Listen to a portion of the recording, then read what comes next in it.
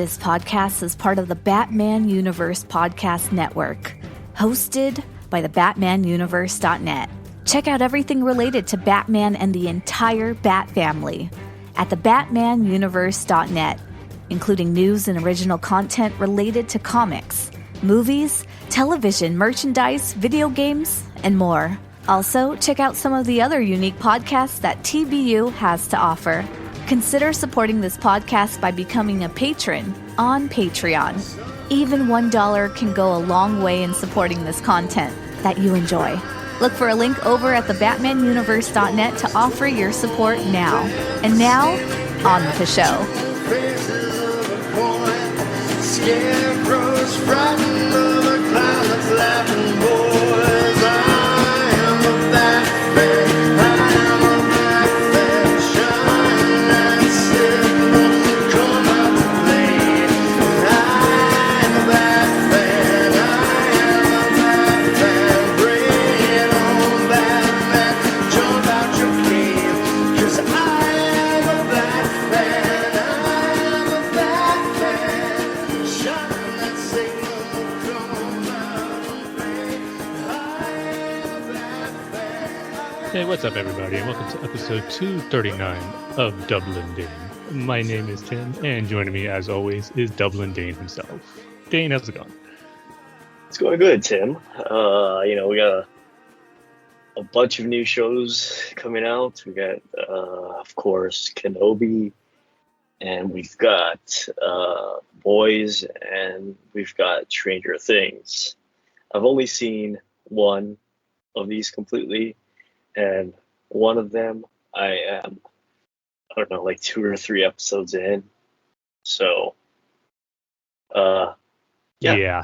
a lot of stuff to watch. That's for sure. I mean, my plan for this episode was to kind of have it be like a full-blown TV reviews with like our thoughts on Obi-Wan, Stranger Things, and first a few episodes of The Boys. But I'm pretty much in the same boat as you, Dane, because there's just not enough time to watch all that stuff. In fact, I haven't even started Stranger Things season 4 yet, so you're a little ahead of me on that. But it's just been nothing but Star Wars the past week, honestly. We got with Celebration, and then Kenobi's premiering last week, continuing this week. That's kind of watching it multiple times.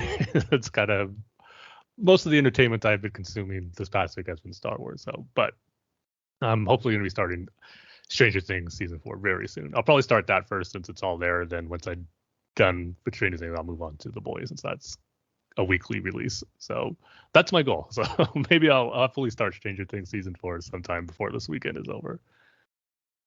Okay, so you're gonna watch The Boys first, and then you're gonna watch the first half of the last season of Stranger Things. I think you heard the opposite what my plan was, but you're gonna watch Stranger Things, yeah. And then you're gonna just because watch, it's all there, I could just kind of hopefully binge through it pretty Yeah. quickly. But I know the episodes are longer than they were the last few seasons, and I don't know why, they but are. I know the last 2 episodes of season 4 are coming out to July, and those are gonna be like almost movie length runtime. So I'm not sure why they held off on those 2 episodes. Maybe it's because of their length, but I know Netflix does that a lot with their animated series, but at least for the shows I watch on Netflix, I think this is the first one I've noticed for live action where they're holding off on a few episodes of the season till later. Yeah, maybe they're just jamming more story into it. This is our last season, so let's go. Let's jam as much story into it as possible and resolve a lot of the storylines going on.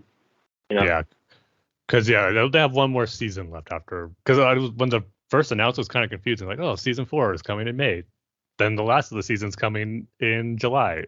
Oh, is that it? No, but then the final season 5, is after that, which we don't have a release date, I don't think, yet for that. Oh, so they're gonna do another one. I thought this was like the final season. No, So there's one more. Oh, maybe not, or maybe they're setting up, the next season or whatever. I guess so, but without spoilers, from the first 2 episodes that you've seen, what do you think of it so far? Is it off to a good start, would you say? First off, it's amazing how much those kids grew up in the time between Right. the third season and now. But yeah, I've been enjoying it so far. To be honest, I don't even remember the third season.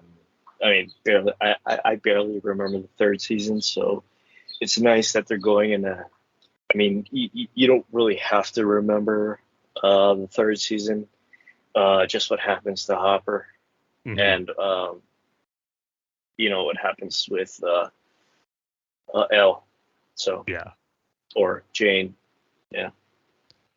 I know. Well, what I was hoping to do was kind of do a rewatch of the first 3 seasons leading up to this, but that's kind of out the window now if I want to watch season 4 as soon as possible, and with staying spoiler free too, because I know that's going to be Yeah. harder and harder the longer I wait to watch it. But that was my Yeah. plan, but it just didn't work out. Yeah, I mean, just as long as you remember what happens to Hopper and Elle's situation. Yeah, So that I far, definitely so remember. far, Yeah. so far in the second or third episode in Got it. Yeah, because I'm hearing good things for the most part for this season, and the trailers look really good from Yeah. what I watched of it. Because I was a little disappointed with the third season. I thought it went a little too more in like the comical route as there in areas, Mhm. but until we got to the finale where it set up some big stuff for this upcoming season. So I'm excited Yeah. for it, but you're definitely right about all the kids just looking so much older, especially when I think the time frame within the series isn't that long.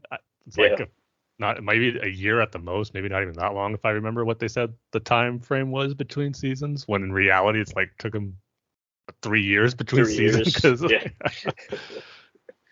Yeah. I mean, I think they're like freshmen or sophomores in high school now. So yeah, it's kind of weird, especially like if you go back and watch the first season and they're like little kids, and then now they're like it's like in I real guess life, are they pretty much out of high school or seniors in high school by now in real life? I think so. I think most of them like are like college age now, like slightly less than. I mean, I think like still under 20, but definitely out of high school, which is weird. So far, pretty light on the comedy. Um,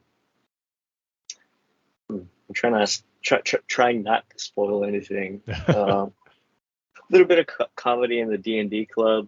Of course, that should be expected when you're Yeah, doing stuff like that. But and with that guy, I can never remember his name. That guy that he's like a conspiracy guy. He's got like yeah, I know who you're talking about. longish. Yeah, I don't remember his name either, but I know who you're talking yeah. about. I cannot remember his name. He's got like longish curly hair, black hair with a beard. Yeah, I cannot remember his name, but yeah, light on the comedy so far. That's good to hear. I mean, I don't want to sound like it shouldn't have any comedy. I just don't know what some over the top stuff in the third season, but maybe that's just me. Now remind me, the third season was the season where like they're having like an argument in the car, and that big spider monster is chasing them. Yeah, I believe so. Yeah. I remember quite a few arguments in the car that season. Also, not so many arguments in the car so far. I guess that's the true sign of a better season. No car argument. Yeah. I just hear also too there's like a big, like I hear the fourth episode's a really like impactful one. I keep seeing reactions for that one, and that there's a twist, not like an episode after that or something like that. That I keep seeing on social media. Don't know what it is, but those are mainly the fourth episode is the one I'm hearing or seeing anyway. That's getting a big reaction from people who watch it. It's always the fourth episode, Tim. But yeah, I've been enjoying it so far. Again, I'm not a real big die-hard Stranger Things fan, but yeah, I've been enjoying the story so far, and a really cool looking monster villain. Yeah, I'd say, yeah, just seeing him in the trailers, he's like really cool design. yeah. Yeah, and what he does to his victims is like the most disgusting thing you'll see. uh, I can't wait for you to see what happens to like the people that he kills. Interesting. Got that to look forward to, I guess, in the first 2 episodes then. Yeah, definitely in the first 2 episodes. Yeah, I know we both haven't started season 3 of The Boys yet, but I keep hearing it's just as violent, bloody, and ridiculous as ever. So, It's supposed to be their best season yet, so I've heard so far yeah. it's good. So Yeah. it's a great time to be enjoying TV on the streaming TV. That's for sure. Like I said, the only problem is finding enough time. Can I bring something up real fast, Tim, about Celebration? No, I don't know about it. I'm sorry. Now, it's not a criticism, and I'm not angry at it or anything, but the Andor trailer, I loved it, right? I loved it. Looks really good. But I feel like Disney's television show trailers are starting to look the same. It's just people looking off into the distance. I think they just really like to hold back on the big stuff, because I agree that a lot of the trailers, even for Mandalorian season 2, Boba Fett, and Kenobi, like there's enough stuff in there to get you excited, but there's nothing. I guess there's no like real big money shots in any of those trailers, because I just really think they like to save it for the actual episodes. And in my opinion, that's totally fine, especially when you're talking, just for fans like you and me are going to watch it regardless. It's not like they're trying to sell us. So I'm not that. That's something that I'm like disappointed in when those trailers of the TV shows don't show a lot, because I know it's going to be something. None of the shows I'm disappointed with, like big, amazing stuff that we've got when you actually see it. But I do agree that is something that where it is kind of similar that they're doing. But just a lot of, like you said, shots of people staring or looking at certain things, but few action shots here and there. But again, I just think they really like to keep things close to the vest when it comes to the trailers for those shows. And I mean, again, it's a good thing, and I love the Andor trailer. I was actually surprised how unique that was and different from any of the other trailers. Just kind of with the whole thing with sounding the alarm with like the drum beat, like playing throughout the course of the trailer.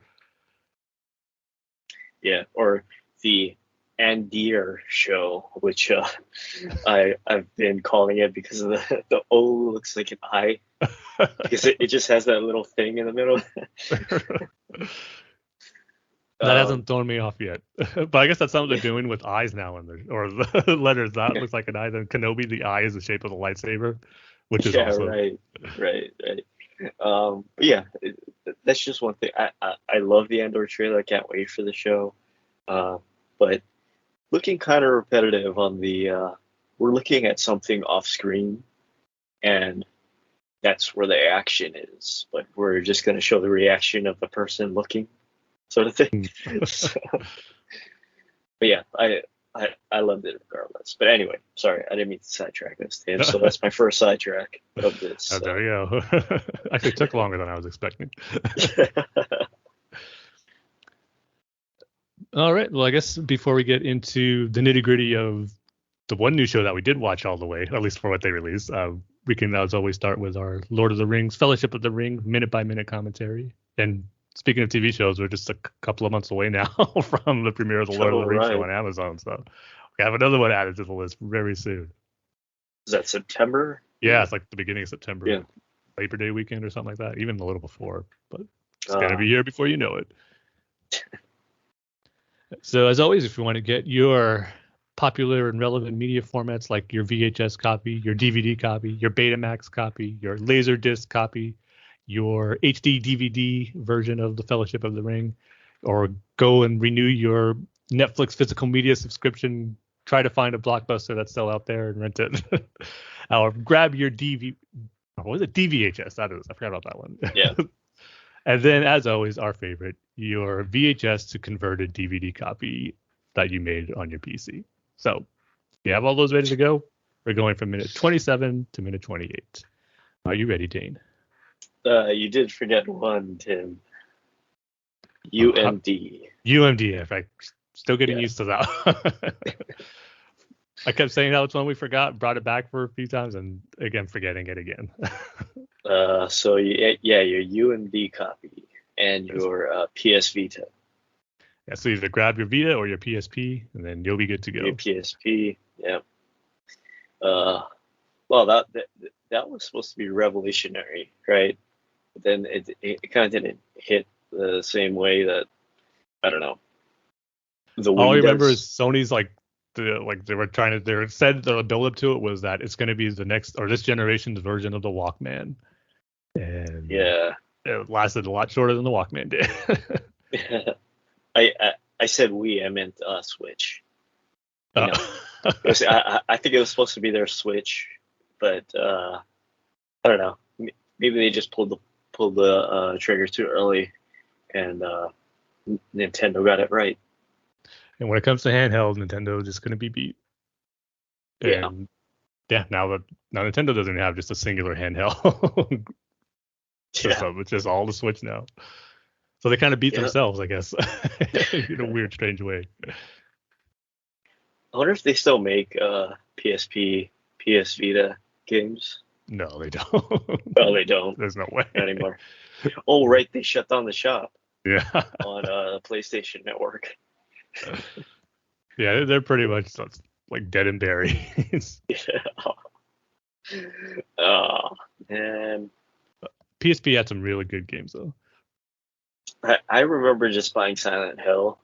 I think Silent Hill The Room Hmm. and the PSP, and I played that, and I didn't play another game after that.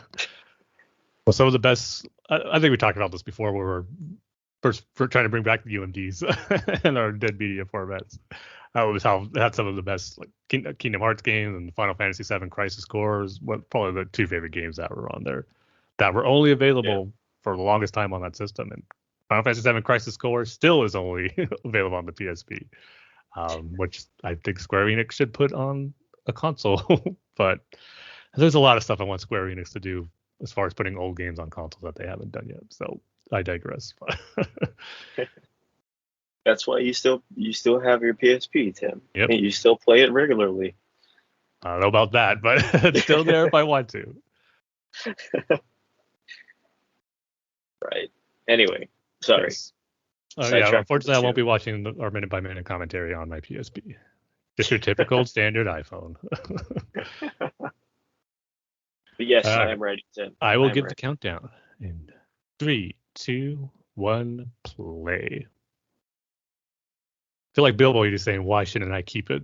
See, that's how I feel with my PSP. I don't want to get rid of it. It's like, I should just keep it. There's no reason not to. It's turning you into a ghoul, Tim. Yeah. Yeah, so my PSP is like the one ring. It's my precious. A natural long life. Tim is actually 150. I don't know if you know that, but it's because of his PSP. Not just any PSP, my limited edition Darth Vader PSP. Oh, So now I feel like this is a conversation between you and me. You're trying to convince me to get rid of a PSP. I'm fighting you off on it. I'm trying to help you, Tim. You're not trying to rob me. I'm not a conjurer of cheap tricks, Tim. But I do love this moment between Gandalf and Bilbo here. Just Yeah. Gandalf very, showing a glimpse of his, like, not even power, but, just showing he could be someone that you don't want to argue with, or just knowing that he's someone that you don't want to kind of get on the bad side of, so to speak. But just showing that, he's not just an old wizard who just does fireworks. He has some other ability. It's kind of funny how he like puffs himself up. Yep. It's getting ready to fight. I don't know. I always thought that was funny. I just love the voice effect where he just yells at Bilbo Baggins, and after he sends all that stuff, he just goes back to normal, friendly, loving, warming Gandalf. I'm trying to help you. It's so good. Yeah. Or even Bilbo's sort of reactions, like, "No, it's fine. You're trying to take it from me." Yeah. Like a quick little snap. Yeah. I don't know. It's like the first time you see like, oh, someone's going wrong with this ring. It's not what it seems. Yeah. So yeah, that's it for our minute by minute commentary of the Fellowship of the Ring, this PSP edition of the commentary. But with that, I guess we can go ahead and get into our feature topic, as alluded to in the beginning, which is going to be a discussion on the first 3 episodes of Obi-Wan Kenobi, the latest Star Wars Disney Plus series, which I've said for a long time, we're going into this year, how this is the Star Wars event of the year. And boy, has it not disappointed. This is the quote I've said. I've been saying this to everyone who's asked me what I thought about it. It's everything I was hoping for, but not at all what I was expecting. That's what just makes Really? it. Yes. So good. So let me ask you, what was the parts that you weren't suspecting? Well, the biggest thing is Leia as a kid.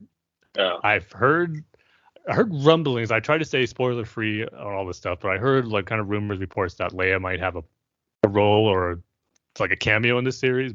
But for her to be pretty much the focal point of the whole series took me by surprise. And for her being the reason that Obi-Wan leaves Tatooine, I was not expecting that, but yet it makes all the sense in the world. And the actress who's the young actress who's playing her is just pitch perfect. She just does a great job of having that attitude that you would expect kind of a young Leia to have when she's 10 years old.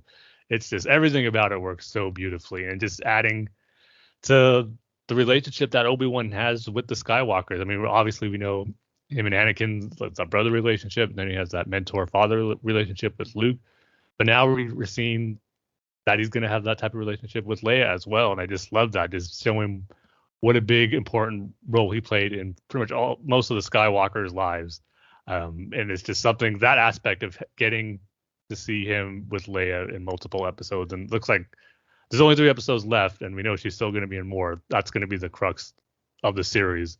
It's kind of exploring not only Obi-Wan dealing with the fact that Anakin's still alive, but kind of building that relationship that Obi-Wan has with Leia that we never knew was there, or that would have been this close. So it's just, that stuff blew me away when I first saw it in those first 2 episodes. But then getting all the stuff that I was hoping for, seeing what Obi-Wan's life was like on Tatooine during this period, him keeping an eye on Luke, having those arguments with Owen about what they think is best for Luke. And I just love the casual thing of Obi-Wan trying to give Luke a toy to play with, just to kind of have him to have a fun childhood where it's not just farming.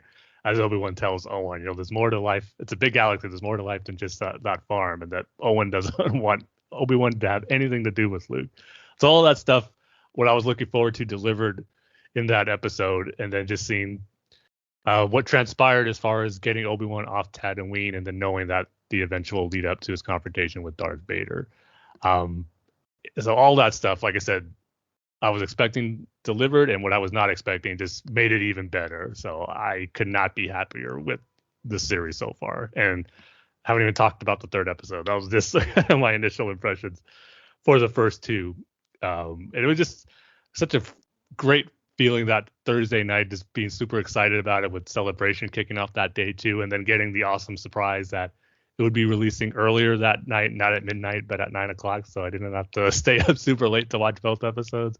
It was awesome. It was just such a fun night getting to experience this new Star Wars TV show that I'd just been super, super excited for, and it delivered on all fronts for me. yeah, it's sort of like The Mandalorian in a sense, right? It's Mando and Baby Yoda. So this show, it's Obi-Wan and Baby Leia, right? Well, the official term I think is Little Leia. At least that's what the hashtag is. I get use emojis, Yeah. not Baby. Well, let's keep it in the theme of Mandalorian, where it's Baby Leia. but yeah, like I also was surprised that. Well, I mean, I guess the cheaper route would be, okay, so Luke and Obi-Wan are gonna go off and have an adventure. That's what you would expect, right? Yeah, I mean that's the cheaper move, but having Leia there, it just adds a layer of like storytelling where it's like these two characters have interacted in the past, and maybe Leia doesn't remember it when she gets older, but No, you she know, remembers. That's what makes it even better. yeah, Is that the moment you see in A New Hope, you now can look back on this and knowing that they did have this relationship. right. It connects this Leia with that Leia, right? So Mhm. like, yeah, it's really cool. And I don't who do you think she's supposed to look like? Do you think she's supposed to look like Carrie Fisher or Natalie Portman? You know what? It's getting more of the Natalie Portman Yeah, vibes, because especially how Obi-Wan keeps saying how she reminds her of Padme in a few yeah. episodes. That's the exact scene I was thinking of, um, because like on that transport or that bus or whatever Mhm. in the third episode, he says something about Padme, and then I was like, yeah, she does look like Natalie Portman. That's who she looks like. So yeah, I love the show, Tim. Yeah, it's like I said, it's everything I was hoping for. It's amazing. And then the big thing for getting into the third episode, as far as the stuff we were all looking forward to, was the Vader and Obi-Wan stuff. And I was kind of preparing myself and expecting that we know Vader is going to be in it, but they're probably going to save him for the last episode, or maybe the second to last. But the fact that he had a huge presence in the third episode, and it was just kind of like the appetizer for the main event that we're going to get between Obi-Wan and Vader, that was another thing that I was not expecting, but completely blew me away. It was like, wow, I can't believe I'm seeing this. And before that, though, I mean, we know Ewan McGregor's awesome as Obi-Wan, but he's just absolutely killing it in this show. One of my favorite moments of the series, and something that I was looking forward to seeing in the series, just going into it, is how we were going to see Obi-Wan learn that Anakin was still alive, that he didn't die on Mustafar. And when the third sister reveals that to Obi-Wan, and the look of shock, horror, regret, all those emotions that Ewan McGregor displayed on his face and his reaction when he found out that Anakin was still alive was just pitch perfect. It was just exactly what I was hoping to see. Just that reaction that he had. Ewan McGregor was amazing. He just really sold how deeply that affected Obi-Wan, just hearing that, and just really throwing him from a loop and just changing everything that he's probably been thinking about and remembering for the last 10 years being on Tatooine. So that in itself was just amazing. And the way that second episode ended was you just looking a close-up shot of Obi-Wan's face, and he just goes Anakin, and it immediately cuts to Vader in the bacta tank. And it was just perfect, a perfect way to end the first two episodes and just get you really pumped for what's coming next, and just being extremely happy with those first two episode premieres. And then the third episode is kicking it right off the bat with seeing Anakin, or it starts off with Obi-Wan, but then it jumps to Anakin seeing the Vader costume get put on him piece by piece in the bacta tank, which we haven't seen before like that. And just walking out of there in this full costume was just amazing. So that Vader stuff did not disappoint, and just the reveal of bringing him into the series, it was just really, really well done. Yeah, I like how at the end of the second episode we get a jump scare in Star Wars, which I thought was really funny. But the third episode, I I really like how Vader essentially becomes Jason from Friday the 13th. I mean, he is just walking around and he ends up in front of Obi-Wan somehow with the lightsaber. Just change out the Jason's machete for a lightsaber, and his hockey mask for the Vader helmet, and you've essentially got the same exact thing as Jason Voorhees. But yeah, I really liked Vader using the Force in that town, in that small little town, where he's just dragging people like, brutal, as he's man. walking. Yeah, he's pulling people out of windows, and like and snapping thing necks. about it, I mean, we've yeah, seen Vader snapping choke necks. people, but to snap a neck, man, is like, Yeah, this is Vader unleashed right here. yeah, it's definitely a different Vader. Also, I didn't expect to see Hayden Christensen's face at all. And you know, in the beginning of the episode, we get like that mirage scene where Yeah. Obi-Wan thinks he sees Anakin. I honestly didn't expect to see Hayden Christensen or his face without all of the Vader or the Anakin burn scars, you know. So that was surprising. I mean, you want to talk about surprising? That was surprising for me. Yeah, I still think we're going to get a flashback. Or Yeah. maybe not a flashback, but maybe like a Force vision or something where I think we're going to see Obi-Wan and Anakin talk together, like being on the same shot and scene together where he's not Darth Vader. And I think that's coming in the next episode.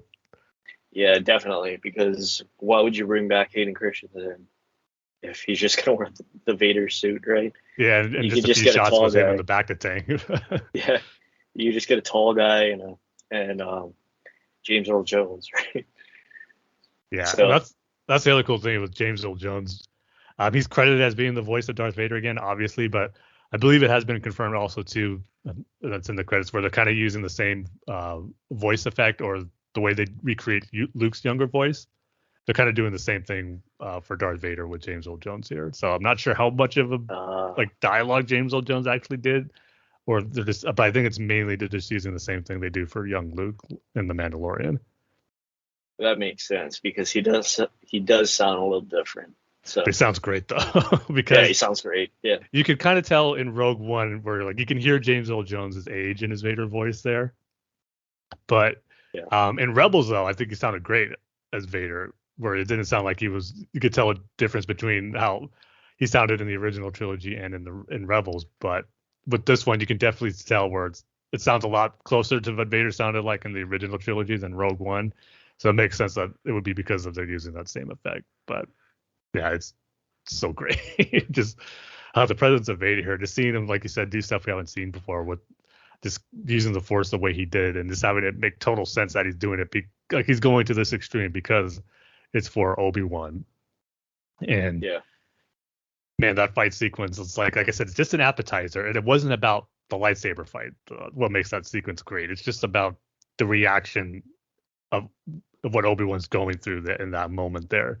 He's just reacting out of total fear. I mean, he ignites his lightsaber because he's afraid when he hears Darth Vader's voice call out to him, and it's just really powerful stuff. More great acting from Ewan McGregor and just his facial expressions, and because he doesn't have a lot of dialogue in that moment, and just seeing what he goes through. I mean, that's the other thing I was not expecting. Just the way Vader wants to torment and cause Obi-Wan pain, where he ignites the fire on the ground with his lightsaber, and he just force pulls Obi-Wan in there to give him a little taste of what he went through. I was like, wow, man, this is again stuff I was not expecting, but it just makes total sense as why this is what Vader would do. And I like how what this episode does is it's kind of getting the emotional reaction between these two characters seeing each other for the first time in 10 years. I don't want to say out of the way, making like it's not important, but they're kind of, I like that they're splitting it into two, where we're getting it that big important moment between these two characters in this episode, and yet we know we still got that big fight coming between the two of them, which both Hayden and Ewan are kind of hyping up as far as, it's a lot reminiscent of what they did in the prequels, and that's getting me excited. But at first we got this really powerful emotional reaction between these two characters with seeing each other for the first time. It was just incredible. And the visuals, it looked great. I mean, yes, it's a little small scale on the TV budget.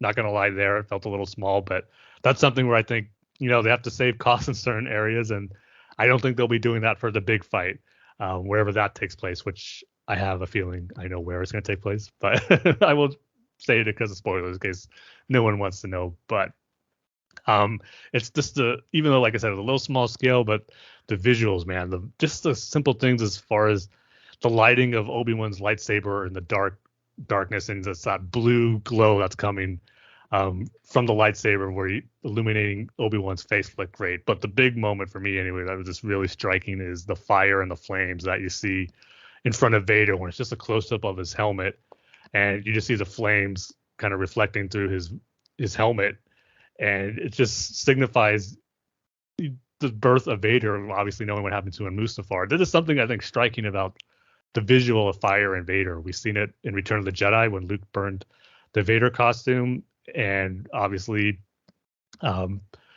Vader in this moment, obviously in Rogue One and this one too, being on the lava planet with Mustafar. This the visual of Vader and fire, flames, lava.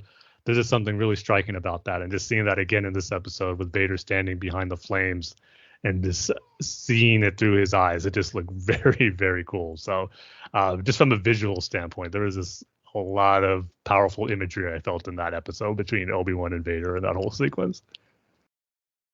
Yeah, I'm gonna have to disagree with you on that, Tim. I don't see the TV budget. I thought the sabers looked really cool, or really good. Oh, definitely. Obi-Wan's I guess it's blue. mainly the environment. Yeah. I guess just No, but like you small see, desert landscape. I guess. yeah. No, it works to its advantage because you're in a pitch black, what looked like a gravel pit, or I guess, when it comes to the story, a mining facility, I guess you could say. But I think it plays to the advantage because like you're in a pitch black area that doesn't really have lighting, and you're just going by the glow of the lightsaber, the blue and the red. And there's one scene where they come together, and you see the sparks coming off, which is a new effect that I haven't really seen, of the two lightsabers, which I thought was really cool. And yeah, like you said, with the flames, like I don't really see the TV budget in this, in the show. Not like I've seen it in The Mandalorian and the Book of Boba Fett. But yeah, like I don't see the TV budget, and this is like a movie level quality. Yeah, I don't want to make that sound like a nitpick at all. I mean, because it's expected. A TV show is not going to be a movie, and these look probably as good as probably the best TV shows out there. What they're doing with these, like the Star Wars and Marvel shows on Disney Plus. So it's not something I want to throw as a criticism, but something that it's just noticeable to me. But hey, if you don't notice it, that's even better because it's just doing its job is just driving you into what you're actually seeing on screen, because it is amazing what we're seeing on screen. Yeah. So I'm thinking, because obviously this is a traumatic experience for Obi-Wan, what he just went through here, learning that Anakin's alive, seeing him now as Vader, and just even ask him, "What have you become?" And I just love that line. Vader said, "I am what you made me," and just Obi-Wan dealing. I think that's what the next episode is going to be. It might be taking a little bit from the Book of Boba Fett, where we might see Obi-Wan in a back-to-tank kind of, or just at least healing in his own way through forced meditation and just kind of processing everything that he just experienced. And that's where I think we might get a flashback sequence to him and Anakin during the Clone Wars, maybe, or maybe it's a Force vision with him and Anakin together in another scenario. And I think the inevitable appearance of Qui-Gon, the voice of Qui-Gon Jinn's coming, because Obi-Wan's been trying to commune with him, and this would be a great moment for that to finally happen, and just to help him through what's going to be such a rough time for him, both physically, emotionally, and mentally, after what he just went through in that episode. Yeah, and that's another thing I like too, and it kind of puts a new spin on the ending of Revenge of the Sith, where it's like Yoda tells Obi-Wan like, "Oh, I found a way to commune with the fallen Jedi," and Master Qui-Gon. And in this show, he's trying to reach out and he's trying to commune with Qui-Gon, but he just can't. And it's quiet, and it's he just can't do it right now. Of course, it's coming. They're laying it on pretty thick. Liam Neeson's gonna come back, and he's gonna have like a a little voice role. But Despite what Liam Neeson himself saying that he doesn't do TV show stuff, he only does movies. Like you did the Clone Wars already, so yeah, we don't believe you. Sure. But another thing I really liked in the third episode was when Leia asks Obi-Wan after Obi-Wan tries to reach out, like, oh, what does the Force feel like? And then Obi-Wan's description of like, are you scared of the dark? Have you ever been scared of the dark? How did you feel when you turned on the light? I thought that was so perfect. Yeah. Describing the Force and what it feels like and everything you need to know about what a Force user feels. Yeah, that was great, especially telling it to a Leia. young child like that, and Leia. Yeah, it's like just a beautiful way to explain that to someone who's that young, and just showing, again, what a great teacher Obi-Wan is, and it's kind of, it's a different style from when he was explaining it to Luke, obviously because he's older there, but they're just a beautiful moment again between those two characters that wouldn't necessarily, for me, not expecting at all to get in the series. But I love that it's there now. That we're just getting these moments between Obi-Wan and Leia. God, it's just so good. But I got to ask you, Dane, probably the most important thing about the series so far, or the biggest appearance, and I think it's probably your favorite appearance of the show as well. Yeah. The biggest surprise, the appearance of none other than Flea in the Star Wars universe. Oh my God. What a great actor, I'd say. Definitely deserves not an Emmy, Tim. I think he deserves an Oscar for this role. They're gonna make a special exception for the Oscar. The first TV show to win an Oscar. No, I just love just getting some guy from a band and putting him in a Star Wars show. I don't know. It's just that concept. I just can't get it out of my head. Like, let's just get this guy from this famous band. You know who he is, and let's just put him in the Star Wars role as a bounty hunter. Yeah, I just can't get that out of my head. I love it. I actually heard there was a report that Flea was going to be in it, so I knew he was going to be showing up at some point. But again, not expecting it in this role as to be someone who kidnapped a young Princess Leia.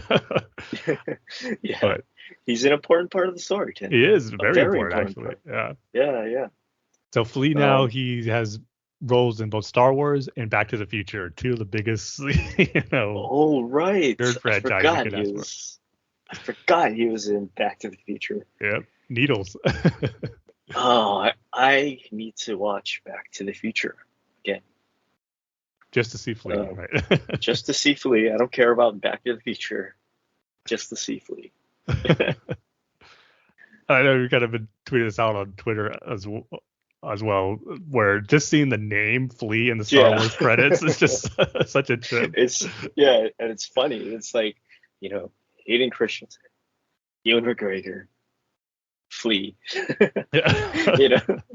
So, I just love that. I love that choice. Yeah, I think it's because I believe Deborah Chow directed the most recent video for the new album that came out a few months ago. Mm. So they probably obviously have a relationship of working together. So it was probably just something, hey, I have this small part in the Obi-Wan Kenobi series. Do you want to do it? I'm sure Flea jumped at the chance to go be in a Star Wars project. I mean, not many characters or actors could say they got to punch Obi-Wan Kenobi, and Flea is one of those characters now who could say that. Who else is on that list besides Anakin? It's probably Darth Maul and Jango Fett. That would be it. Darth Maul and Jango Fett. Yeah. So Darth Maul, Jango Fett, Anakin, and Flea. Yeah. So wow, what a list. Right. Maul, Jango, Vader, Flea. I mean, this has a nice thing to it right there. Is Deborah Chow gonna direct all the episodes? Yeah, she did the whole series. She's a really good director. Yeah.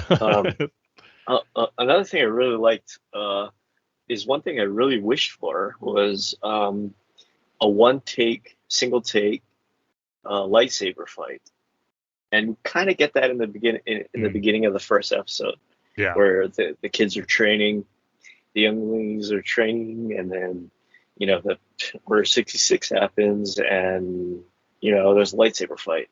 But yeah, she's a great director, and I'm glad she's sort of in the stable of Star Wars directors. Yep. Deborah Chow and Robert Rodriguez and Rick who else? Famuyiwa is another one who's just Right. got kind of bumped up to executive producer on Mandalorian season 3. So I just Bryce love that. Dallas Howard. Yep. Bryce another Dallas one. Howard too. Yeah. Just I'm how, like, glad that she's Yeah, just that they recognize what this great talent they have who made these amazing episodes, and they want to keep using them. It's just really great to see. Yeah. It's a great choice having her direct it, this whole miniseries. Yeah, definitely. So, Sorry, Tim. One point of criticism I do have about the show, and I'm sorry ahead of time, is the look of the Grand Inquisitor. I just couldn't get into it. It's just the head part. It looks a little too big. Where, like, if you look at the Rebels, sorry, I was gonna say the Clone Wars, but Rebels, he has like a skinnier head and a slimmer, like bony face. Yeah. So, like, I don't know, like I just couldn't get into the look of the Grand Inquisitor, and I'm glad that it looks like the third sister is going to be like the main big baddie besides Darth Vader. Yeah, I mean, obviously that was kind of the big thing people were realizing, even complaining about, with the Grand Inquisitor looking so different than he did in Rebels, which he does, but at the same time, I could live with it. I would like it if it was a little more consistent in how it looked, but at the same time, it could be a complaint that you can have, but nothing that takes away from the overall enjoyment of the series, because I'm not happy with the Grand Inquisitor's head size. But seeing him get stabbed was a pretty big shock, even though we know he comes back in Rebels, but just seeing the third sister take him out that way, I was like, oh man, I didn't think that was going to happen. And so I'm curious if they're even going to touch on if he's survived in this series, or it'll just be told in a comic or some other series down the line that he survived that stab, because we know he comes back in Rebels, but it was definitely a shock to see that play out in the second episode. I was like, man, I thought the Grand Inquisitor would have a bigger role in this, but it was just definitely a surprise, and I was not expecting that. Yeah, I mean, especially like going off of Book of Boba Fett, and then you have Cad Bane in it, and how right they got Cad Bane, from the voice to the look, especially the eyes of Cad Bane, and like looking at the Grand Inquisitor, it's like they kind of missed the mark on that one. But like you said, it's not going to ruin the show for me, and the third sister takes his place, so it doesn't really matter. And obviously that's the big question as far as what her kind of end game is in all this, because she's obviously obsessed with getting Obi-Wan for Vader, but I'm kind of leaning towards where maybe she's trying to get as close to Vader as possible to take him out. And because you mentioned the opening of the series with seeing the attack on the Jedi Temple, which was incredible to see. And again, another thing I was not expecting the show to start on. But I know a lot of people, myself included, are speculating that she is one of the Padawans that was there making their escape. And I think we're going to get another flashback sequence that shows what happens to those Padawans, and probably her, which makes her go with the Inquisitors, because you're seeing like this. You saw like that moment where she's trying to find Leia and Obi-Wan in the third episode. She goes to that Jedi safe house, and she sees the logo, and she's like reflecting on it, almost like she's hurt because she knows other Jedi got out, but she couldn't. She had to go to the dark side, maybe and become an Inquisitor just to save herself. But she wants revenge against Vader. She obviously knows he's Anakin, and seeing firsthand what he did at the Jedi Temple, maybe she's going trying to move her way up in the rankings, rank him Obi-Wan to earn favor, but then take him out when she has the opportunity to. That's kind of how I'm seeing it go down right now. But I think there's probably going to be more to it. If I learned anything from these Star Wars shows, things I'm expecting to go down never go down the way I think about or speculate on. It's always so much better than what I think. So, but that's a direction I could definitely see it going. And like, we're definitely going to get more to her motivation for why she's doing what she's doing eventually, I think, in these last 2 episodes, especially finding out what happened to those younglings at the Jedi Temple attack. I mean, of course, she's one of those kids, Yeah. one of those Padawans that, you know, I guess got turned to the dark side. But, yeah, really interesting what you said. What is her motivation? Is it to kill Vader for making her into, you know, what she is? Yeah. Um, Or if it does have to really do with Obi-Wan, like, is it something yeah. she has against him that she views as he's responsible for that attack on the Jedi Temple? So, and she keeps talking. She mentioned how she hopes she's get what she's owed. Yeah. And then when the fifth brother tells her, "You'll get what you deserve," and she just says to herself, "I hope so. I hope so." So it's, yeah, definitely fascinating to find out. That's what I'm looking forward to see what exactly her motivation is for doing all this and what she hopes to achieve. Is it for actually just your typical dark side user to gain power, or is it coming from more of a deeper place and because of what happened in Order 66, which I think is going to be the case once we find out. Dane and Tim, I wish you didn't say anything, because now I'm going to be thinking about that until we find out. Dang Well, it. that's what's the fun, speculating and thinking about all this. Yeah. Even though it might long not. wait. It's going to be a long wait for the next episode. If we even get the reveal in the next episode. There's 3 more left, so we might not find out what her true backstory is until episode 5. Yeah. But I love the third sister. I know, you know, people don't like her because, you know, they want to attack her because she's black, but I think she's doing a really good job. I really like the third sister. I think she's a really good villain.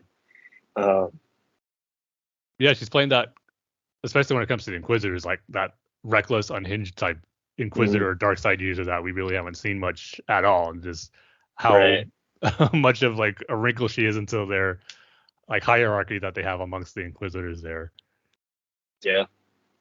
Well, I mean, it's I just thought of this now. Like, is she going off of the style of Vader right now, where Vader is this violent guy who's going to use the Force to rip guys out through windows and break people's necks and drag people and choke people and, you know, stuff like that? Is she modeling herself after Vader?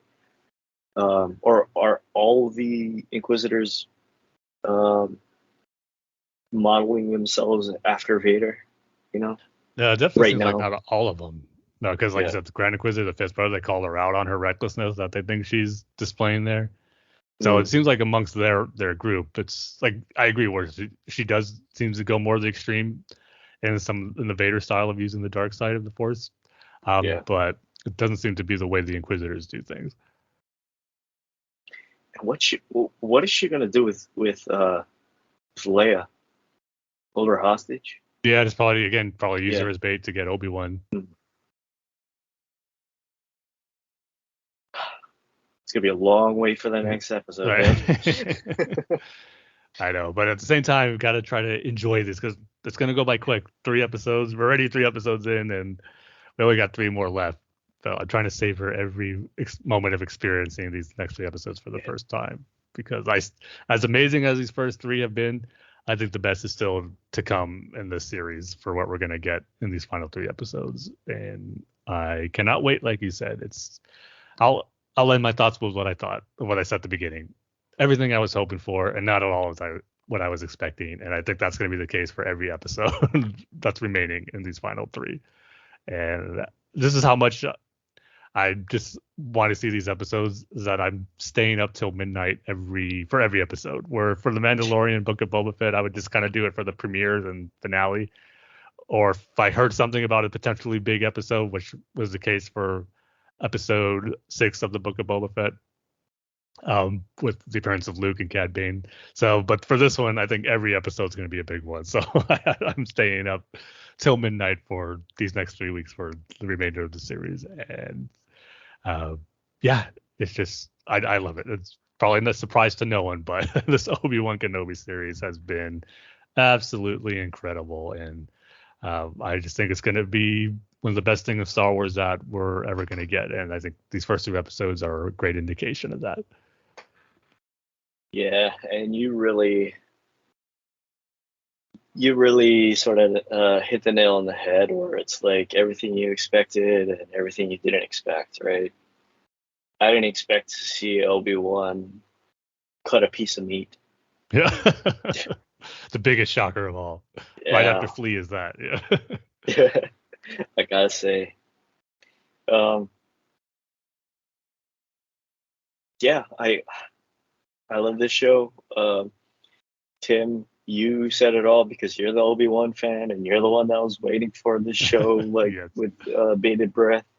So yeah, I'm just gonna say I love it. Right, we're on the same page there, but at the same time, I'm not surprised because it is fantastic. Yeah. I figured we would be. Yeah, I mean, I know a lot of people didn't like the Book of Boba Fett because Boba Fett wasn't Boba Fett or wasn't a bounty hunter, or they don't like the Disney Star Wars, or they don't like Star Wars, or they don't like television shows or whatever. If that's the case, why even bother watching? Yeah. But they really followed that up with a really good show, and I'm hoping Andor builds on that. I'm just hoping Andor builds on that, because that's the show I'm waiting for, actually. I think it will, just in a totally different Yeah. way, though. That's the thing. But Yeah. it's just as You know what engaging. You know what I just realized, Tim? What's that? 2 great Vader entrances. One in the 3rd episode, end of the 2nd. The 3rd episode, and Rogue One. Yep. I mean, has he ever had a bad entrance? I mean, A New Hope is his first entrance, which is great in itself too. But he didn't have any action there. It was just his presence, seeing that for the first time. Also, Revenge of the Sith, when he gets all that surgery and then gets put in the suit. Right. Great entrance. Yeah, there is no bad Vader entrance. Yeah, you can't do it wrong. You can't do it wrong, Tim. Even if it's something simple like an Empire, you see him from the back, and we're just looking out in the stars. There's still something I think unique and cool about that as well. You are correct. And a Vader entrance, a lot of people don't talk about. So yeah, can't do it wrong. Nope. I doubt the next time we see him in these 3 episodes is going to be any different as well. I bet, Tim, you could have him do a dance, right? Let's not go too far here. It would still look cool. Have you seen the Star Wars Kinect dancing game footage, Dane? I have to watch that now. You know what? How do we know if Vader's in that? But it was so ridiculous, and the characters they did use, it wouldn't surprise me if Vader was there. But oh god, that game. What is it called? The Kinect? The Star Wars Kinect, yeah. Star Wars Kinect dance. Oh my god! You'll probably see Han Solo. You'll see Princess Leia. Let me take a look at this real quick, Tim. I think Boba Fett was part of that. I don't know, or trying to forget it honestly. Oh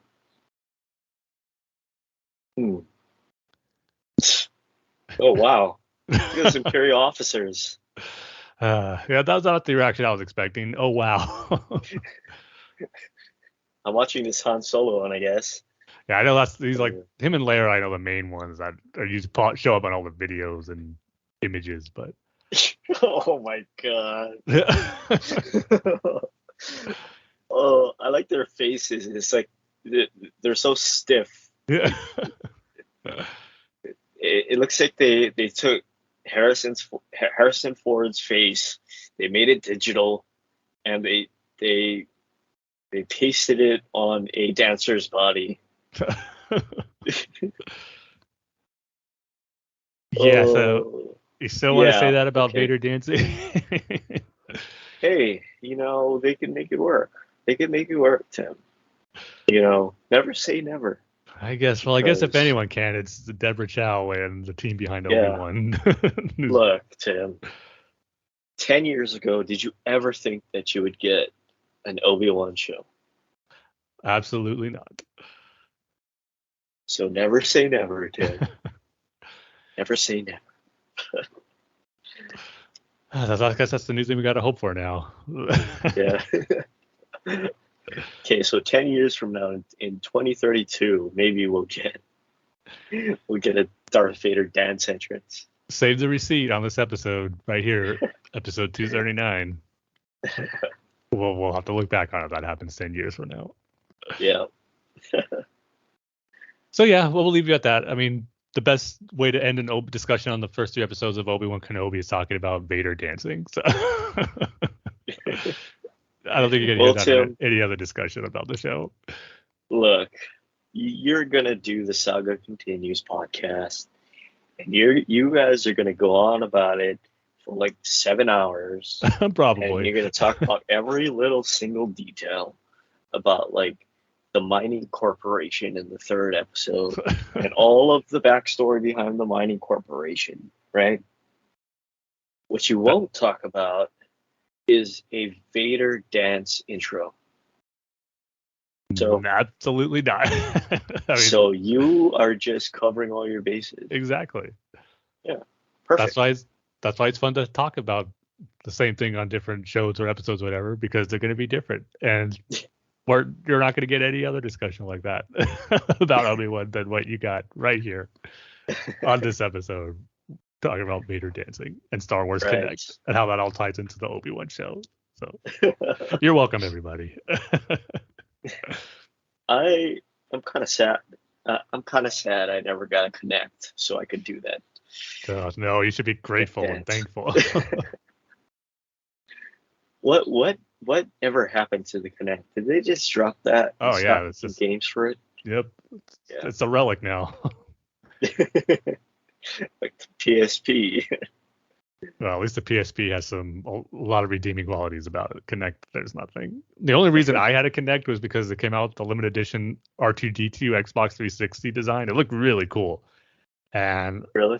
I wanted to give it a try for the Star Wars Connect, but and it also ruined my streak where I had this thing where every Star Wars game on the 360 I would get all the achievements for, no matter how hard it was. I had to make sure I got all the achievements for every Star Wars game, and Star Wars Connect broke that streak. There is no way I could get through that game and get all the achievements for how broken it was, how ridiculous it was. That's the main reason I'll never forgive the Connect. It broke my streak of that. You're right. The R2D2 Connect. I mean, Xbox looks pretty cool. Yeah, I still have it. Like I don't think I'll ever get rid of that. And of course, it makes the R2D2 noise when you turn it on, which is amazing. Oh, really? Yep. It came with that and a and- gold Xbox 360 controller for Yeah. I see C3PO. that. It looks like you have to stand it up to get the full effect. Yeah, and I did have it Yeah. standing up when I played it. I see. Do you stand up your PS5 in Yeah, your Xbox? Yep. I always lay them down. Yeah, they're kind of just how my entertainment center is set up. The best way, the only way I could fit them, especially the PS5, is to have it standing up. Yeah, I mean, especially the PS5. Like, I can't put it anywhere on the stand without it blocking the TV. Ah, okay. So, yeah, I have to put it underneath. Like, I'm looking at it right now. I have to put it underneath and laying flat. So, anyway, sorry, I didn't. Is that a C3PO one? No. Okay, 360 that's just- design? Yeah. No, No. it's just the R2D2. Yeah, just Okay. R2 and the C3PO controller. Oh, okay, because they're both on the box. I was like, do they have a 3PO one? No, yeah, just for the controller. I'm actually looking at the box right now. I still have it sitting in my closet. You 320 gigabytes. That's it. Man, I thought it was bigger than that. So you could fit a game. Well, nowadays, right? It's like Yeah. maybe 2. Yeah. Yeah. You got like 150 gigabyte games then. Back then, where you didn't need to pre-install every game that you got, Right. you just play it on the Right. disc. Yeah. You didn't even need to update the game. You could just play it. There were still some updates, but No, you definitely didn't not even as have much to as there be. were now, though.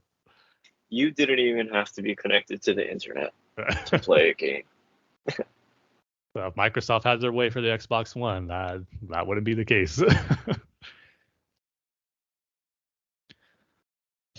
I'm just looking at this. I don't know what it is. A smart R2D2. Is that like the Droid Factory stuff? I don't think so. They came out with something like, no, that was a BB-8 for the Force Awakens. They kind of had one that was Yeah. one that you can remote control through your phone, but I don't know if they did one for R2. Oh, and he like rolls around and his head stays on. Maybe. I'm not sure. Oh. You've never interacted with that. No, I've never seen the commercials for it, but I can't remember exactly. Yeah. I do like the new droid Lola that Leia has, too. It's Yeah, almost right, like the ladybug. yeah, it's like a Yeah. bug design one, but it looks pretty cool. Does she talks to it, right? Yeah. Mm-hmm. And Lola talks back, right? Mm-hmm. Hey, did you think the loading droid in Obi-Wan looked like a metalhead? Huh. I didn't pick up on that, but now that you mention it, I could Yeah. totally see it. Yeah. Like a tall, hulking metalhead. Just a bigger Right? metal head. Yeah. His head design looks like it. Right. Like that head design, yeah. That is actually a great call. Yes. They even get some Ninja Turtle connections in there. Yeah. So it's the perfect show, Tim. There you It's go, the right? perfect show. It's so perfect. It even includes the Ninja Turtles. Ninja Turtles, Flea, Flea. connections, Darth Vader dancing. It's got it all. What can you not? How can you not love it? I'm looking at the Star Wars Connect Xbox 360 bundle, and you can still buy it. Really? Yeah, on Amazon. How It's, much is it going for? $353. Man, that's probably about what I paid for when it came out. Really? Yeah. Price didn't go down. I was kind of hoping to go up because it'd be so rare, but maybe it's not. Nope. Nope. Not with that Connect and There it the is. Star Wars Connect. So, No yeah. worries though. I would never want to sell it anyway because of how great that R2 design looks for the 360. So I'll never get rid of it. I'm sure you have like cups from Taco Bell or something.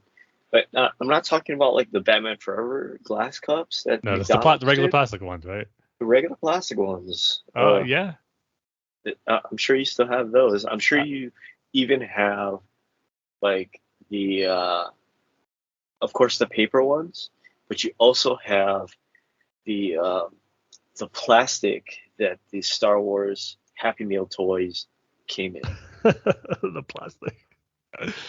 If only I would have kept those and was that hardcore, but sadly, no. Those are in the trash. You're not a real Star Wars fan. Guess not. Yeah. I guess I can't really share my opinions on the Obi-Wan series because I'm not really a true fan if I don't save the plastic wrapping that I got the Happy Meal toys in as a kid. They never went to McDonald's, right?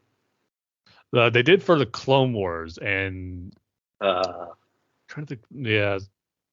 Yeah, I think just for the Clone Wars as I remember, because the prequels was Taco Bell, Kentucky Fried Chicken, and Pizza Hut for Phantom Menace. Attack of the Clones. Man, I'm trying to think of Attack because I know Revenge of the Sith was Burger King. I can't remember Attack of the Clones. I'm trying to think if that even had a restaurant tie-in. I know it would have to. Yeah. But yeah, the only one I remember from McDonald's was the Clone Wars movie. Clone Wars movie? Yeah. Well, I can kind of see that because it's more kid friendly. Whereas like Revenge of the Sith, how are you going to sell the toy of or yeah, how are you going to sell the toy of Anakin? Well, I guess Burger King found a way. Yeah. Grilling burgers, grilling Anakin. The Mustafar burger. There Yeah. you go. Right? The Mustafar Anakin burger. Uh, I guess I couldn't have tabbed that because of spoilers, but that would have been Yeah. a great tie-in. yeah, you're right. Spoilers. Anyway. Yeah, so there you go. The discussion on Obi-Wan Kenobi you'd only get on the Bat-Fans podcast. All the stuff that brought up from that. So again, you're welcome, everybody. But I hate to kind of move things towards a downer. We're talking about TV shows, but I'm sorry, I gotta mention it. I doubt you watched it, Dane, but did you happen to see, or did you at least see the reaction for the trailer for the Gotham Knights TV show coming in 2023? No, I did not. Consider yourself What- lucky. What happened? What happened, Tim? It sounded like a bad idea on paper, but just seeing it, the trailer, what it actually looks and feels like, it feels and looks even worse. It's pretty much everything you'd hate on a typical CW show is at the forefront of this trailer. It's just the concept of it. It looks, you're going for that typical teens, early adult type stuff. It begins with a house party at Wayne Manor, with people trying to hook up, getting drunk, and Bruce's son. Who do you think Bruce's son is in this series, Dane? Take a guess. I'm watching it right now, Okay. and I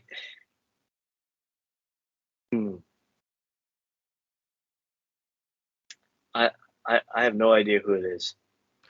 That's because it's someone named Turner Wayne. Turner Wayne? Okay. Yeah, and Okay. I don't even know if he's an adopted son, if he's his biological son. It's just they're going in their own direction here, and boy, does it not look good. So he finds out during this house party that Bruce Wayne is dead. His father has died. And then the detective asks him, "Oh, did you know your father's also Batman?" And I don't know. His reaction sounded like he didn't, but it just looks that's the way to try to grab you to the story. It didn't do a good job. And the one quick shot they had of what looks like the dead body of Batman, I don't know what his costume is supposed to look like, but boy, does it look cheap. Like it's almost just looks like he's wearing his street clothes with a broken cowl on his face. It just again, it's not the full shot, but it did not look great. And just the premise of the premise of the show is Batman's dead. Again, that's a trope I'm getting tired of. Batman's either missing or he's dead from Gotham, and someone has to step up in the absence of Batman. That's becoming such a tired trope as much as evil Superman. But anyway, they're using it again for this series.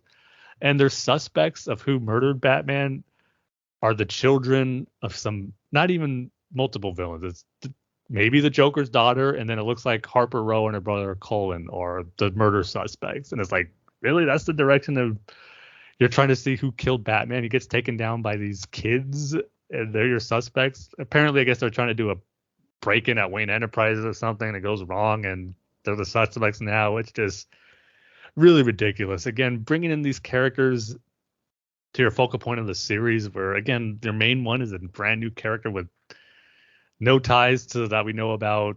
I mean, when you have multiple characters to choose from for Bruce's son, Damian, obviously is biological, and Dick, Tim, Jason, all those, but they're just going a totally weird direction, and it just looks cheap. The story is not engaging, and then again, it's just has CW written all over it, and it did not look great.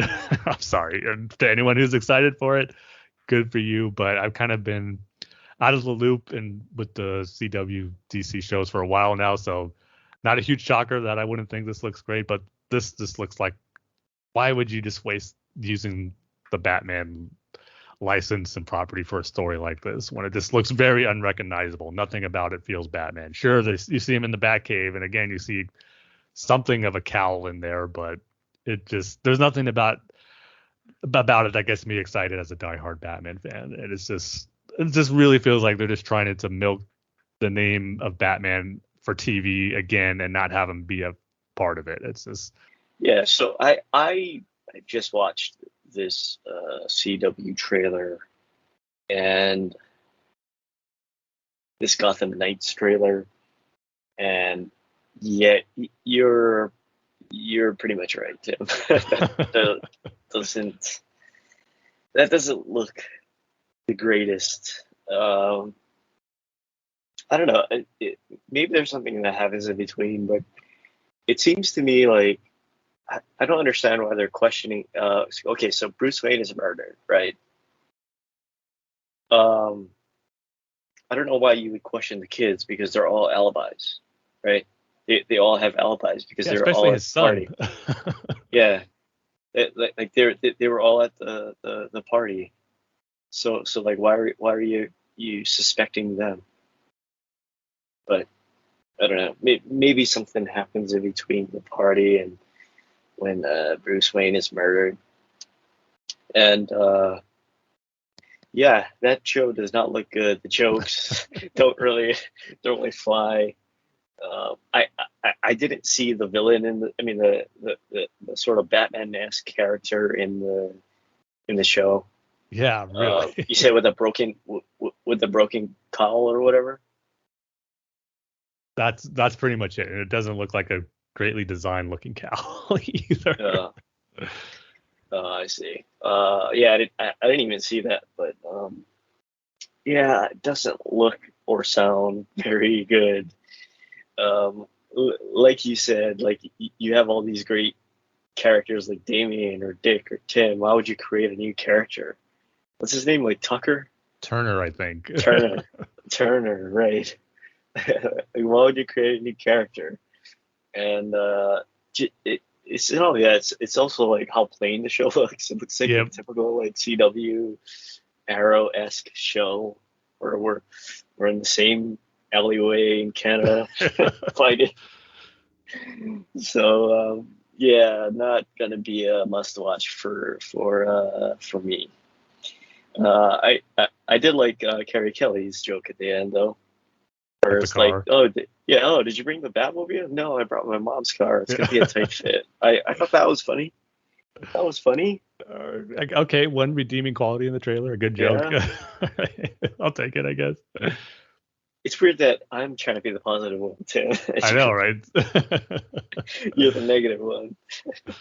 I'm sorry. You know, I always like to try to be positive on the stuff, but this one, I just asked the question, why? Why is this show being made? It's just, who's its target audience for this? But it's like, I guess like teenagers, right?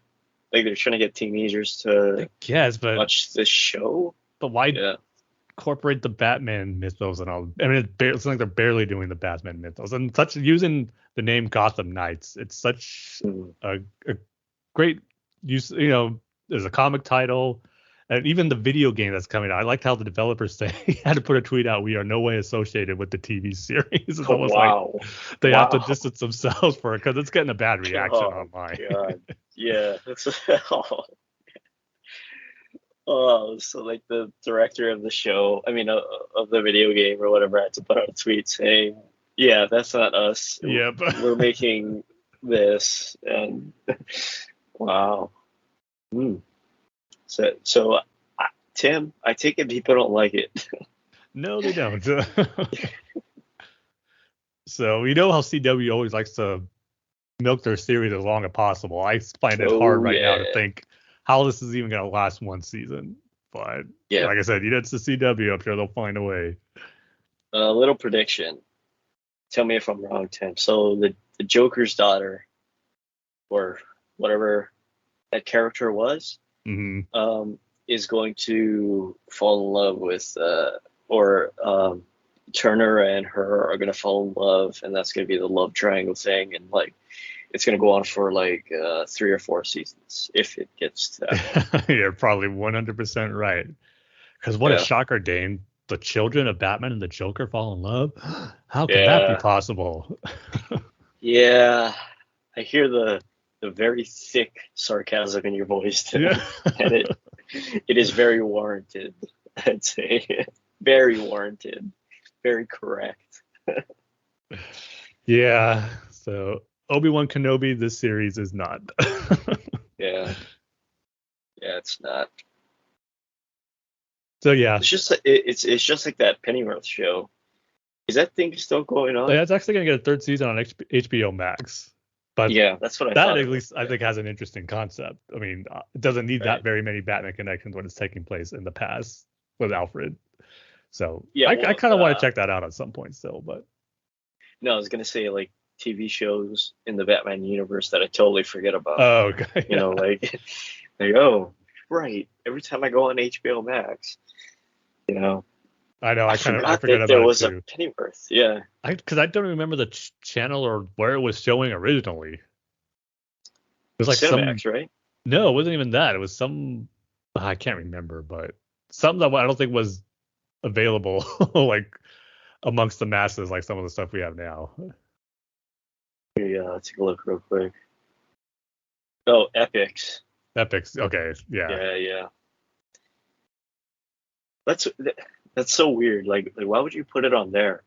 I know. You know, like because that's, I mean, according to the Wikipedia entry, it's owned by MGM, and like DC is owned by Warner Brothers. Like, I why would know you put it's it on the Warner Brothers thing?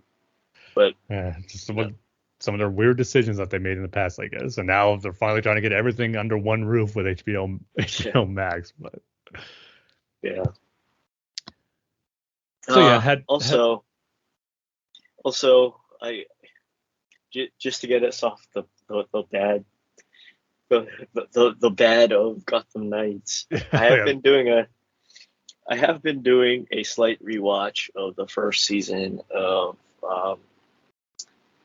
the animated series oh because it's nice, on HBO yeah. Max. Yeah, one episode that I didn't know that I would like, really, and maybe it's because we just had him on a movie. But the Riddler episode, I think it's the one he's introduced in, If you're called so like smart, why aren't you rich? great name for an episode, great title for an episode. I did not even remember this episode. Really, that's It always been would one of my not have favorites. even really. I would have never thought that I would like the episode as much as I did. Where it's like, how is this a kids television show? You know, it's just one of those things. It's like, again, how is this a kids television show? We're talking about, you know, copyright law and like what is it called?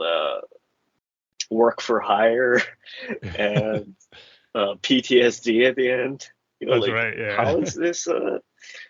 how is this a kids television show? Oh, at the end, the main bad guy is haunted by or he has such severe PTSD he sleeps with a gun and it can't get to sleep at all. Wow, what a great ending for your kids television show. So good. I love that So yeah, episode. Especially when they get to yeah. the maze of the Minotaur sequence at the end. Oh, I love it. Oh yeah, that's so cool with that flying hand, like you said, the Yep, the hand of fate. Minotaur, yeah. And like those what are they like missiles or fire cannons? Oh, the griffins with the flames that come out of their Yeah, yeah. yeah. Great use of riddles in there too, or Mm. puns in a way. The section called "Losers Ahead," and they're wondering why, and it's these blades that come out at you that are gonna chop your heads off. Batman does all Yeah, losers ahead. and it made me appreciate one of the jokes in the Batman or the sorry the riddles in Batman where I was like I don't know if that really works where it's like a thumb drive, Oh yeah. you know. So there's a thumb in a car. Right. Yeah. Also URL. Yeah. Mm. That one was a little I don't know about that one, but made me appreciate those riddles a little more. all the Riddler episodes are great. He's only in three where there's only three where he's the main villain. That one, and then What Is Reality, where he has a virtual reality simulator that Batman goes through, which is fun. And then the one Riddler's Reform, where he looks to go legit with forming his own toy company. All his appearances were great episodes. I see. That was the first episode, right? He was introduced. Yeah. Yep. Mm-hmm. If you're so smart, why aren't you rich? Right. That's the question. A question we could all relate to, right? Yeah. It's about copyright law. It's about work for hire contracts. And I like the fact that that version of the Riddler was a game developer. Yeah, he created like this big, massive, like selling game. It's a really cool concept. Yep.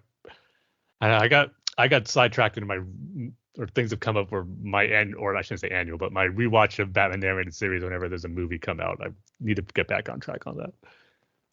Yeah, Tim. You got to, because you're not a real fan like Dane. Here we go. But yeah, I guess it's a good way of bringing us back into the positive on TV discussions, Dane, to end the episode on. So I didn't want to end on a downer. It is. Also, did you see any? Because I missed the whole thing, and I just got the highlights. But did you see anything you liked at that? What was it? The PlayStation showcase? Oh yeah, so they actually had two big ones and and another one that's actually coming up pretty soon. So obviously Final Fantasy 16, we got a new trailer. We got a release window, so cross your fingers on that. Summer 2023, which right now I'm thinking is probably going to be January 2024 because there's got to be a delay coming again. Yeah. But it looks great. I love how like the summoning battles look in this game. They just look massive. It's just so epic in scale. I can't wait because it looks like they're going to be playable because you see health bars for the summoning monsters in the game. So I really can't wait for Final Fantasy 16. That looks awesome. And then Street Fighter 6. Finally getting a new Street Fighter game that's going to be on multiple consoles now, not just PlayStation. And hopefully they learned their lesson with how they launched that with almost no content and it all became the DLC stuff that you had to pay for. I'm sure there's going to be some of that, but hopefully they've learned their lesson and not to have it be everything pretty much you had to get for the DLC. And the graphic style looks cool too. So I'm liking the look of Street Fighter 6, and it kind of feels like they're going to more of a create a character route because they're highlighting like almost like create your look, your style type thing in the trailer. So that'll be interesting if that's the main focus. And they keep saying it's a new system that's going to revolutionize the fighting game genre. So we'll see how that works, but that looks good. And then the other one, I mean, game of the year, Stray, the one where you play as the cat. That got a release date of July. I think it's early July. And if you're PlayStation Plus Premium member, you get to play it for free. So that's, I got to see, because I signed up for PlayStation Plus, but you know how they just announced all those new tiers. I'm not sure if which one mine's going to transfer to, if any. I got to actually do more research on that. But hopefully that'll be the case. But regardless, I'm definitely going to get that game because such a genius concept. So those are my big three takeaways. I know the other big one was the remake of Resident Evil 4, but I'm a Resident Evil fan, never really played any of them, but it definitely looked really good. So I think that's another big one that everyone's talking about. But definitely Final Fantasy 16 and Street Fighter 6 and Stray were the big ones for me. Final Fantasy 16, are they gonna do the same thing where it's like the ARPG sort of style where it's like you don't, it's not turn based, it's just like you're just attacking? It's definitely action based. Oh, okay. Which I like, but at the same time part of me kind of wishes for your typical turn based JRPG style game to go back to that, because it's been a while since we had one that was kind of just straight turn based. Yeah, right. Well, Tim, add 3 years onto that release date, and you'll get the game. I know. Yeah. Still waiting on the second part of Final Fantasy 7. I know. I thought we'd get some update on that. Hopefully, at some point during the summer, Square will have some more information on that, because it's going to be 3 years pretty much we're on 2.5 already for that. So Yeah. so frustrating. Anyway, yeah. I guess that's it, right? Yeah, I think that'll do it for this one.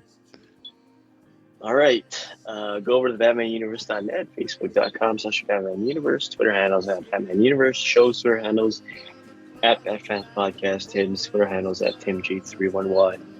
My Twitter handles at Dane Says Banana. Rate and reviews on iTunes. And you can email the show batfanswithoutpants@gmail.com. So with that, like we say at the end of every single episode, Tim. We love each and every one of you with all of our hearts, even though we may be smart, but not rich. Oh, your best ending yet. It's so applicable too. Yeah. We'll see you guys next time. See you next time.